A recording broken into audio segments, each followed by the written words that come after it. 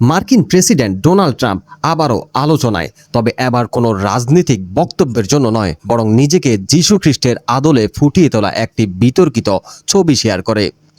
সামাজিক যোগাযোগ মাধ্যম ট্রুথ সোশ্যালে ছবিটি পোস্ট করার পর তীব্র সমালোচনার মুখে পড়েন তিনি।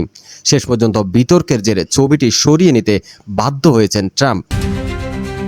কৃত্রিম বুদ্ধিমত্তা বা এআই দিয়ে তৈরি ওই ছবিতে দেখা যায় ট্রাম্প অনেকটা যীশু খ্রিস্টের মতো সাদা পোশাক পরে আছেন।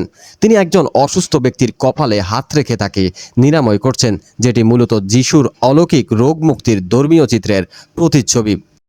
ছবির প্রেক্ষাপটে ছিল উজ্জ্বল আকাশ, মার্কিন পতাকা, জাতীয় পাখি ঈগল এবং কিছু সামরিক প্রতীক। প্রতিবেদন অনুযায়ী ইরান সংঘাত নিয়ে পোপের অবস্থানে কঠোর সমালোচনা করার কিছুক্ষণ পরই ট্রাম্প এই যীশু সাদৃশ্য ছবিটি শেয়ার করেন।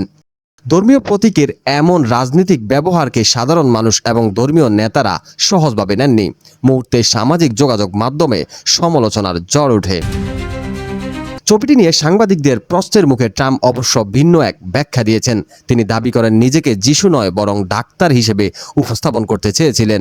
ট্রাম্পের ভাষায়, আমি নিজেকে একজন ডাক্তার হিসেবে ভেবেছিলাম। ছবিটি মুছে ফেলার পর তিনি আরও বলেন, ছবিটি তাকে একজন রেড ক্রস কর্মীর পাশে চিকিৎসক হিসেবে দেখাচ্ছিল। তবে সমালোচকরা বলছেন ছবির ভঙ্গি এবং পোশাক স্পষ্টভাবে যীশু খ্রিস্টের ধর্মীয় চিত্রের অনুকরণ ছিল। বিবিসি এবং সিবিএস নিউজের তথ্য মতে ছবিটি নিয়ে দ্রুত জনমনে বিভ্রান্তি ও বিরূপ প্রতিক্রিয়া তৈরি হয়। ট্রাম্প সেটি সরিয়ে ফেলার সিদ্ধান্ত নেন।